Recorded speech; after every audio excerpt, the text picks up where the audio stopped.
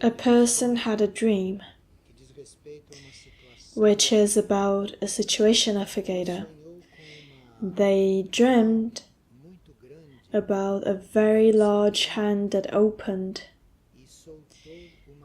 and released a white bird on the top of the crystal hill, and the white bird was flying while the sun was shining intensively. That white bird, which was released and was flying, symbolizes the stage which was fulfilled here in Figueira. Now a new stage begins. That white bird symbolizes the collection of souls which were rescued, and the other stage that begins is to take those rescued souls towards contact with the planetary centers. So first there's a work of rescue of the soul, and then the work of approaching those rescued souls of the planetary centers. So this is the work of Figueira from now on. At this moment in which this was visualized, there was a conjuncture of two planets which made this transition easier for Figueira. So that's why this transition was seen now, because the energy of this conjuncture made this comprehension easier. At this moment they're working on the situation of Figueira, Pluto and Saturn. Pluto is a planet which has the keys for our contact with the intraterrestrial worlds and therefore the planetary centers. And Saturn, for an evolved group, it means help in the control of the forces of matter according to an evolutionary purpose. So this possibility of contact with the interterrestrial planets and this possibility of the forces of matter and the full moon might have stimulated and impelled this change in work. This dream of the white bird, which means all the souls which were rescued, it's about approaching these souls to the centers, the intraterrestrial centers, so that they have evolution on this planet beyond the normal evolution of souls, which receive stimulation in the world of souls, but have a lot to learn with these planetary centers. And about dreams, this took place in the Crystal Hill, because from the beginning that is a spot where certain energies anchor here. So the Crystal Hill symbolizes a place of clearness, a place for contact.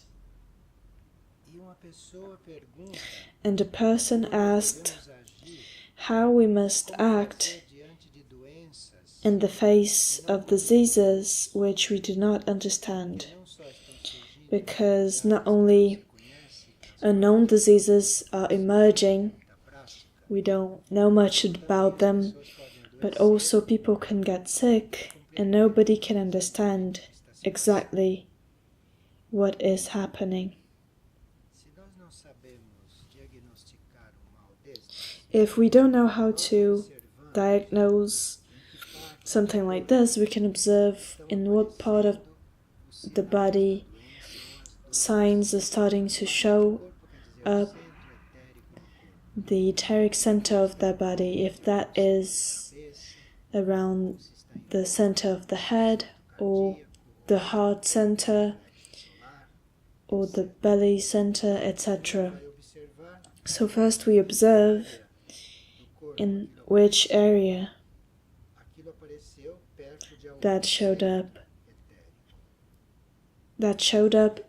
near some etheric center, as the centers have influence on the organs of the body.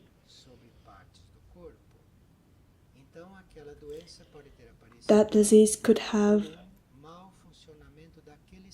emerged because of some malfunctioning of that specific center. So if someone has something in the area in their chest area, we can observe what the person is doing about their heart center, which is an etheric center.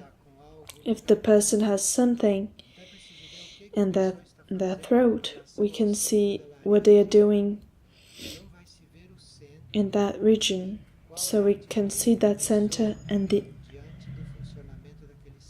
action, the attitude of that person in the face of that center, what that person is doing, so that center is not developing naturally. One more observation to reach the diagnosis of this treatment is to compare the person's attitude and the person's personality with the characteristics of that disease, the pain that they have, the sensations of suffering that they have, because that is always linked to personality and the person's attitude. So depending on the kind of pain, depending on the way that disease is presented, we can compare the attitudes of that person with that. And this is a study that is done. We can't teach anyone how to do this, but if we pay attention, we can see that those symptoms are mirrored on the personality, and the person's attitudes are a symbol of those symptoms. These things are linked, so thus we can reach the diagnosis. And then we can know how those centers, those etheric parts of the body, have influence on the organs, and we can help so that this happens, so that those etheric centers can work. None of us is free from diseases because of the old karmic part, and also we would have to have certain experiences or practices that would place us in a situation of health, but we can't fulfill all these practices yet. We can fulfill one of them, which is to feel great joy when we have a responsibility. So all of us at a certain point receive the responsibility, or the evolutionary plan gives us a task. Look, you're responsible for this. The joy when you receive a responsibility, that is immunity against disease. So when you receive a responsibility and you start remembering about your limitations, you start arguing with that responsibility that you received, that is the path for disease, which can come at that moment or later on. It could come later. And that is always around that center, which at this moment,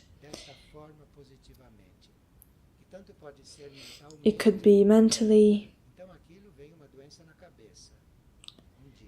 So one day you have some disease in your head or emotionally from a different part of the body. So the joy in the face of responsibility, of you being fully grateful and joyful when you receive a task, this represents a great part of your immunity. That depends on the formation of the individual, on the path that they have, on the path of service and the preparation that they have done. But it's humanly possible for you to feel a great joy when you receive a responsibility and not feel other things. And the other point that would make us immune and does not depend on us consciously would be for us to cooperate with more evolved worlds. So if our lives, our field of expression, our field of service is limited to this world, then we're up to the karma of the world and we can be immune from diseases. But innerly, with the development of the soul, with the development of the monad, or the body of light, our collaboration begins with more advanced worlds. Our souls, innerly in the inner planes, our body of light, our monads begin to cooperate with those worlds. And when that cooperation begins, that is the other factor for immunity. So we can't solve this consciously. It's necessary for our inner world to begin that collaboration, and then the being is immune. And the third thing that allows us to be immune from diseases, besides the joy for responsibilities, cooperation with more advanced worlds, the third one is for us to understand the evolutionary point that we are experiencing, because we don't understand it. We don't value the evolutionary point that we're going through, or we think that we are too evolved, that we are beyond it. So this prevents us from understanding exactly our evolutionary point, and that has laws that we can understand. And if we are in the comprehension of our point, if we are not considering ourselves less or more, if we are in the right comprehension, we have a reason for being immune to diseases. So this is why we are not yet free from diseases, because these things are not yet formed within us, they're not completed, they are in development. So our work now is not only to rescue souls, because the souls that had to be rescued are symbolized in that white bird and they're flying. Now we need to take care of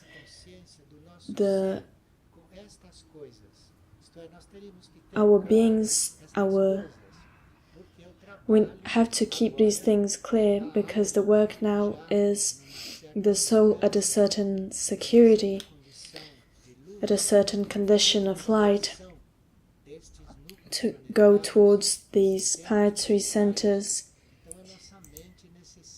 So our mind needs this, needs to know what kind of work is being done within us, what is the movement done within us. And as we have a sector for health and healing, this sector, beyond all the guidelines they could give us from the normal point of view of health. From now on, the sector could collaborate so that these inner activities could be developed in the individual, work with the individual so that they may recognize certain evolutionary points and help the individual to recognize the laws that they must deal with, live, and eventually, through systems, practices that the sector of health and healing can find out, and then help that individual to find themselves comfortable in this collaboration that they can give as a soul to these inner worlds, these extraplanetary worlds, or these more evolved worlds.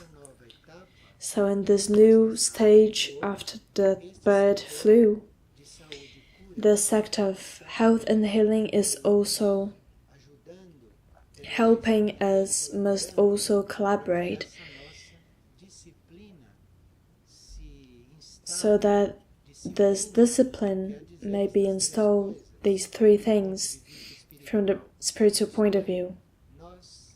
That is, for us to receive a responsibility with freedom. Responsibility also means if someone shows you something, you should recognize it with joy and not react to it against something that was shown to you. So the attitude must change so that we don't remain in an old stage, so we don't continue in a stage that is gone and which would have no longer energy to keep going, because our attitude in the face of responsibilities, this will help our cooperation with inner worlds. Because if we don't have joy and don't have availability, dedication, that which is our immediate task, our concrete task, that cooperation with distant worlds will be for later, because things always begin here, in the plane that we are aware of. So if you replace and think about our limitations in the face of the task, if we place availability and will, this will determine our cooperation with superior things. This is what will determine our cooperation with these other worlds,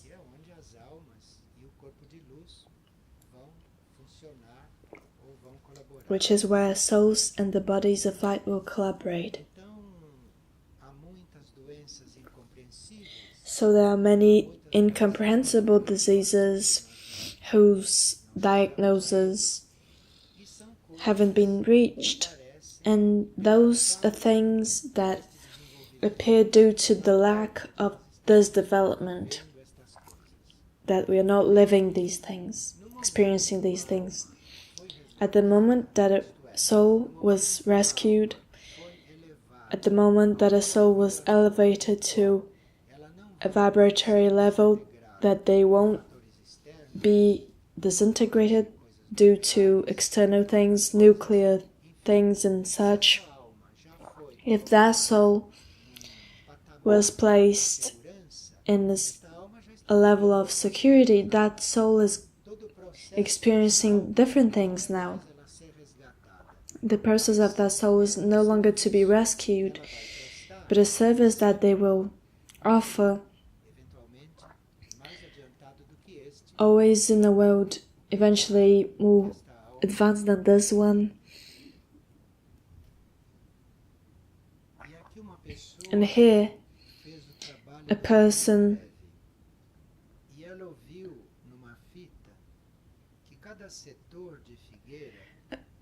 heard that each sector of Figueira represents a lineage, and they would like to know what is the lineage of the short path. This work of the short path is something that was installed here in the last floor, and people would go in there, stay for 2 days, 3 days or more, depending on the person's need and the rhythm that they assumed at work. So there's an external rhythm between physical activities, mental activities, sleep, especially sleep, and the practice of mantras. So there is a conjuncture in which the individual can not pay attention to their own ego. It's not a total silence, because the ego could emerge with a lot of strength if the individual is not prepared. And it's not this life full of things that is done outside that space. That is an activity, a rhythm that the individual does for a while and eventually leads them, if they can and if they want to, for them to forget a little bit about themselves, because it's as if they would enter something that would flow. They don't need to organize anything. There's already something organized that takes place. They just need to enter. So they have all the movements that they need.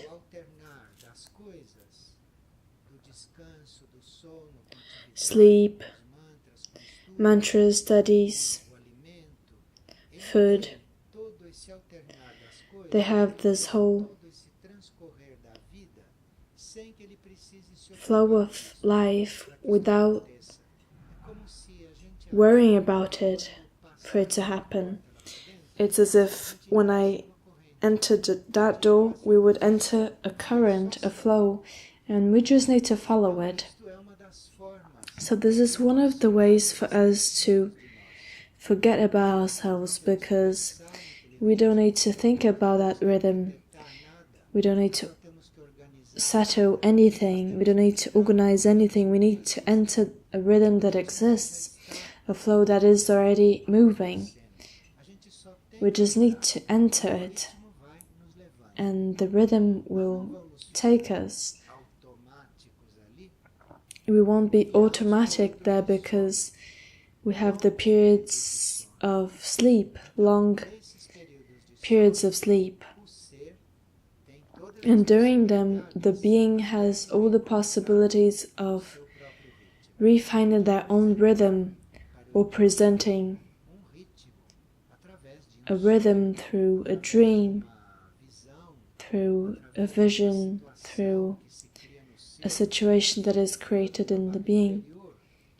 All the inner work that takes place shows the individual a different rhythm. So this is what takes place there. If we enter that rhythm, if we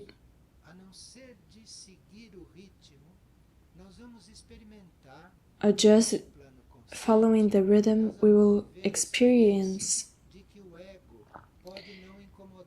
the ego won't bother, the ego won't disturb.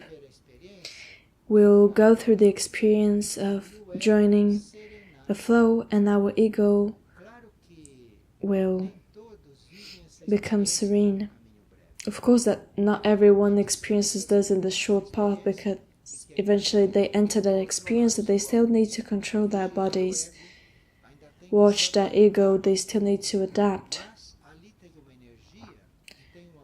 But there's an energy and a possibility, and if we practice in that surrender to that current, to that rhythm, we can get to the moment of living consciously. And then we can have a different experience. what is really moving us, what the center that we have within is, which is not this ego of what must be done.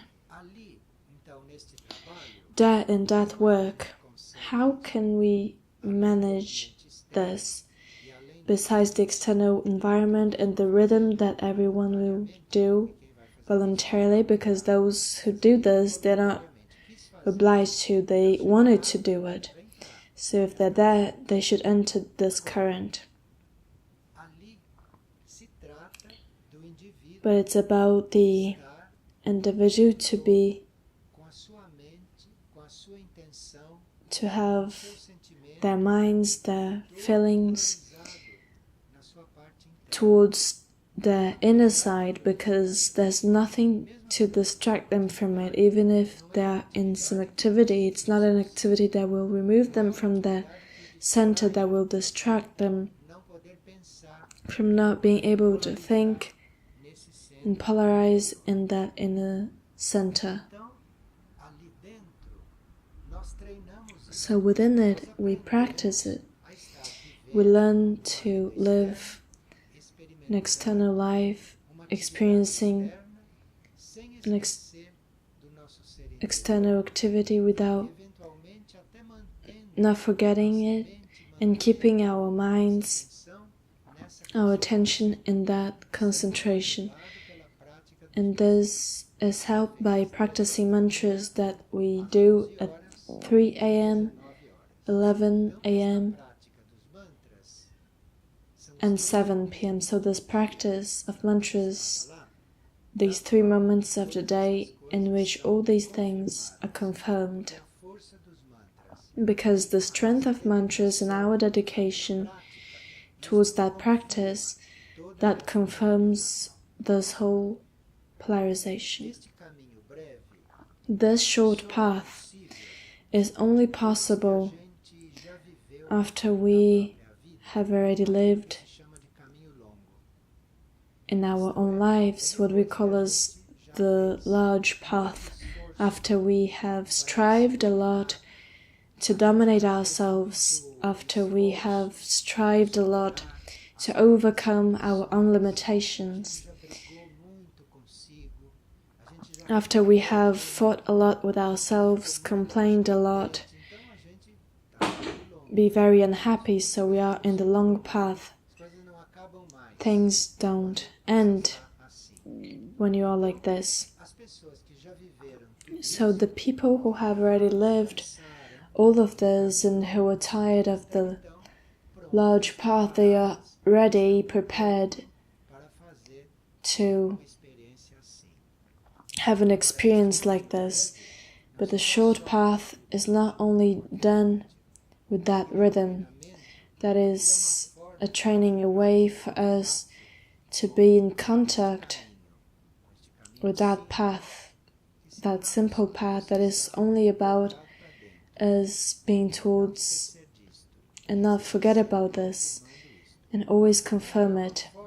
It's a way for you to be in contact with it so that you can continue doing this in your life.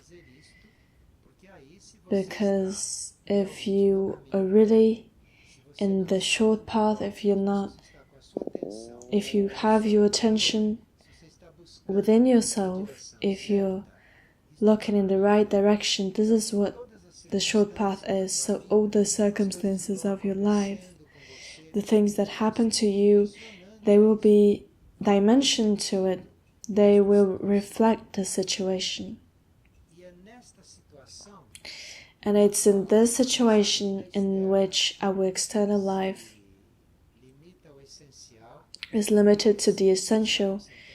Because if you are concentrated, if you want inner life, and if you have all your forces polarized within, your external life will be reduced to the essential.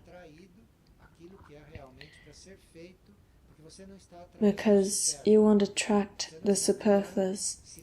You won't create situations with your imagination or with your mind that may bring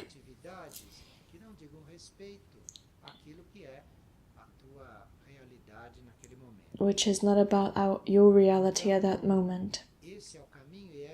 So this is the path and the situation in which we can be very receptive to this radiation, to these suggestions from our inner worlds, and so that we may understand what our inner world would present to our lives. So this short path is very current for us at this moment and very interesting.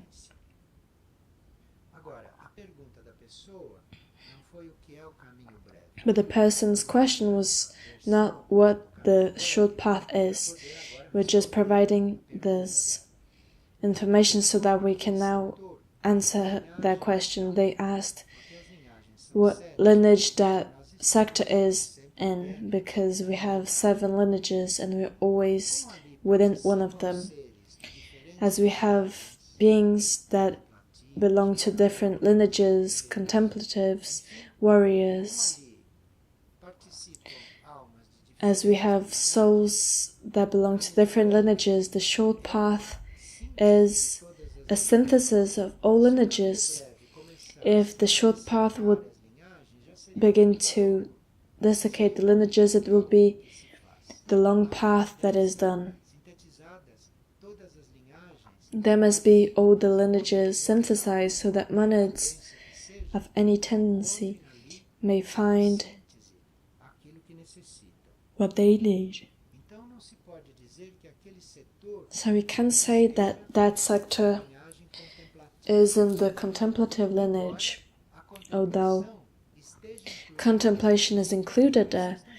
Contemplation is included there because by entering that rhythm, even though you may not be stopped in that orderly rhythm, an essential rhythm, not having any superfluous things, you can enter the contemplative world. So this is the first lineage that comes to mind, which is included there, but it's not exclusive there. And the lineage of healing could also come to us because it's a moment of healing. It's a moment in which you're seeking this alignment with your inner worlds, your superior world, so the lineage of healing is present, and thus all of the lineages are present there if you observe. But the lineage of warriors, this tendency that we can have towards removing all the obstacles within our beings so that we may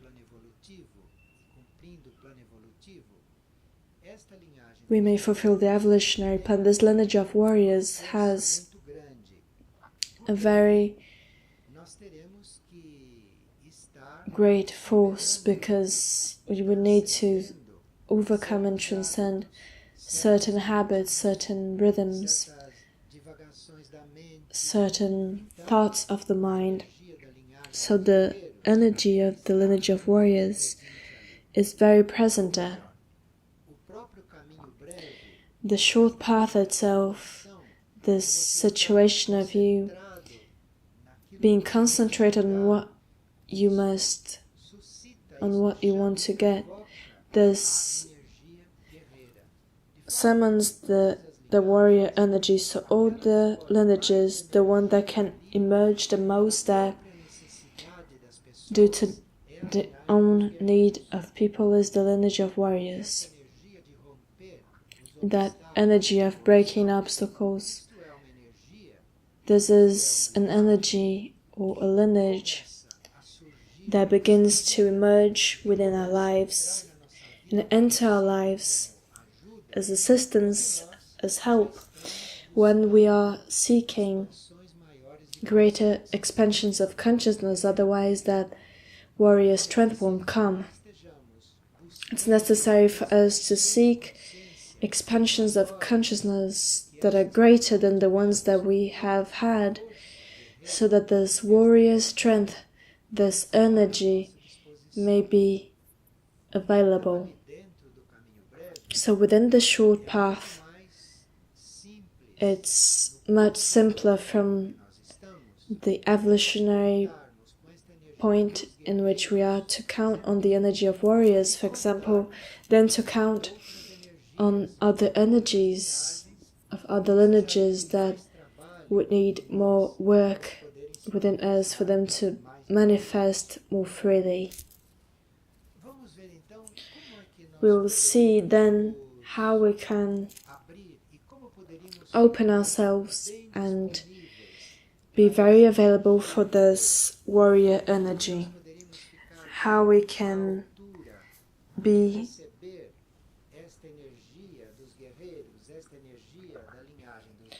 receive this energy of the lineage of warriors and thus have certain obstacles to our evolution and growth so that they can be dissolved. First, to be vigilant and attentive to what is happening. So in the short path, although there may be a current that you enter, that you participate and you elevate it, you should be very attentive with your minds, very attentive, not asleep.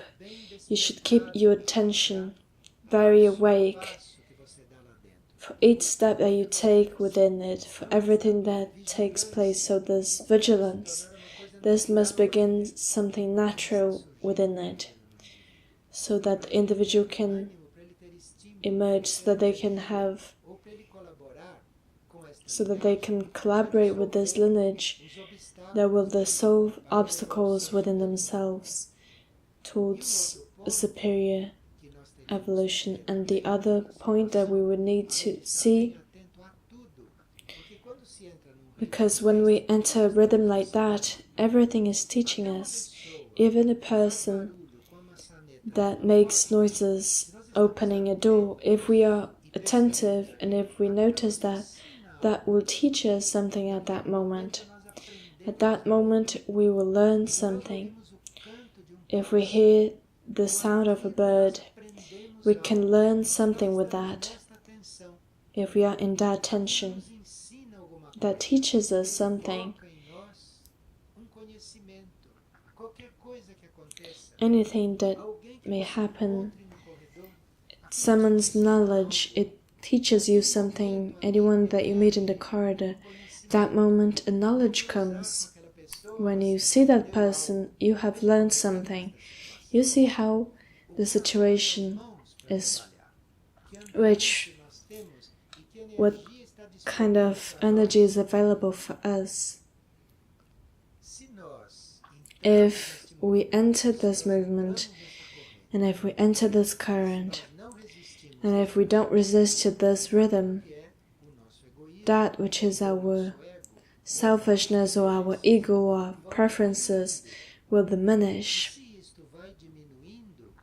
And if it diminishes, you have more possibility of placing your attention on things that are beyond your ego, things that are not as material as your human ego. Your human ego is a block of matter, so we can have our minds to some contact with more immaterial things, and detachment for our habits, for our preferences, because you don't know who you are going to see, who you're going to find within there, who you're going to see.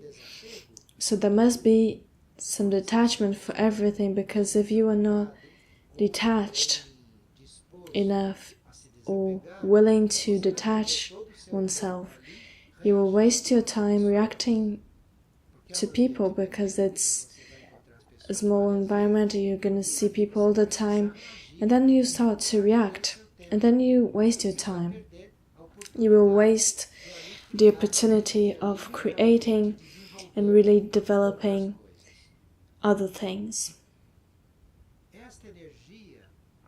This energy that we attract, this energy of warriors, This gives us the great possibility of being in contact innerly or even externally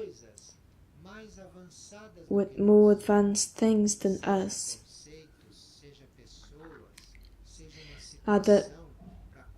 There are concept situations that we're not fully prepared, but if they emerged,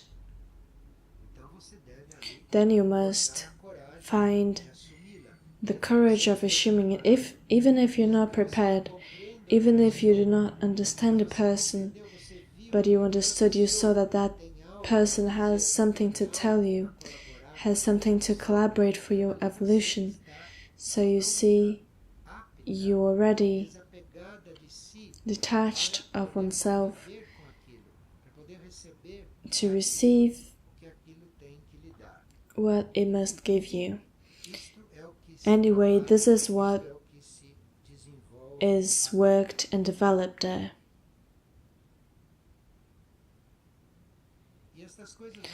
And these things will be clear for us as we live these things, because many creatures have had their experiences, and the experience of those people is what will enlighten the work and will bring towards the path, the short path, more experience, more clearness.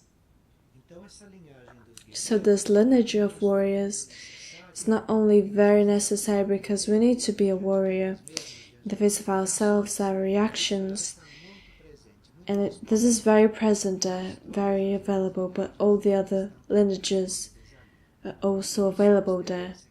And this is an experience that we can have during our stay there, what the present energies were, what the lineages were in our observation, how we were in the face of a situation of healing, and how when we were at a situation of a ritual, a priestly situation. So it's an experience that can be very rich for us. Anyway, the short path is a very subtle way of reaching a different state.